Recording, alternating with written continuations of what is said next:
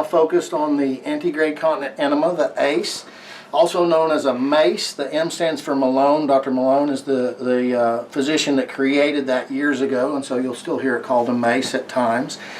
Most of the time they're going to be in the umbilicus. When the kids come from surgery, they're going to have a bag on that. The patient's going to come from the floor and it's going to have some green bile looking, kind of stool looking stuff in there, and that may alarm them right away. And so just knowing your tubes and knowing your anatomy is going to be very helpful. The ACE tube will always have a bag on it from surgery just to vent. And these bags, your ACE bag is not going to have anything in it. There's not going to be stool just pouring through this because the kids' bowels have been cleaned out and they've also been NPO, meaning they're not having anything by mouth.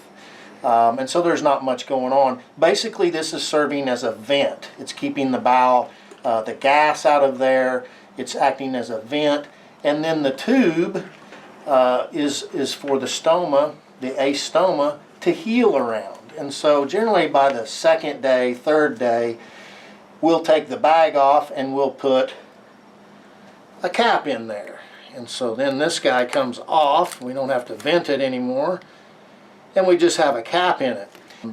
We do not flush these ACEs until we have active bowel sounds, and so we're always checking bowel sounds, and usually by about day 3 to 4, sometimes sooner, we're starting to get active bowel sounds. The children are beginning to pass some gas. They're asking for food, and so then we'll start a very bland, kind of easy diet and make sure that they tolerate things well and we don't develop an ileus where the bowel kind of revolts on us. Sometimes that'll happen if we start too soon.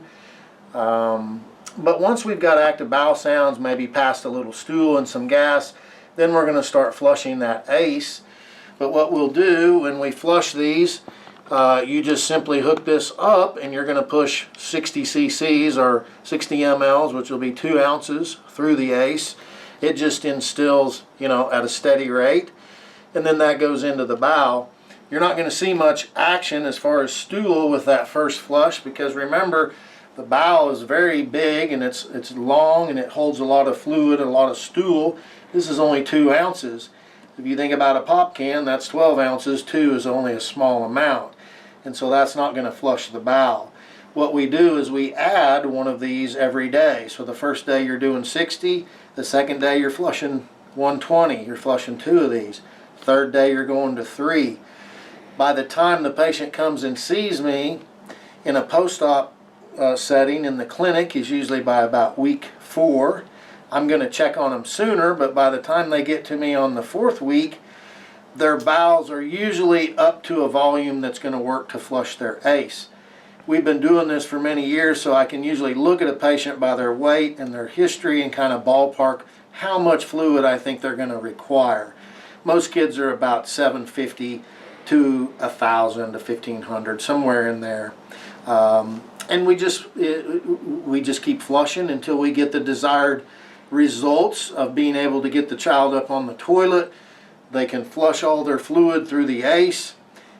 They can use this initially. We also will use an enema bag. It's a gravity bag that you fill with fluid up. That bag would then plug into this, and you can run the fluid through that way while you're sitting on the toilet. The higher the bag is, the faster it flows, the lower, the slower. And so by about the 4th week, I'm usually taking these out and I'm showing the kids how to catheterize these. And so then that stoma doesn't have any Foley or anything in it, and then they would just cath that once a night on the toilet, usually after dinner, before bed, run all their fluid through. All the poop comes out into the toilet from the bottom.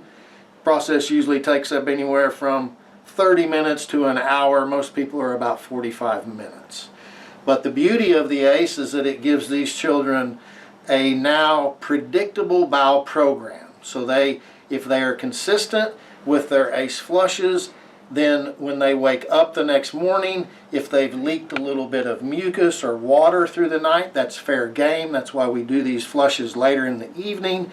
Then the child is continent and dry of stool without any blowouts or accidents the next day, and then they flush that evening, and then you have a predictable bowel program. And that is a game changer for a lot of these kids.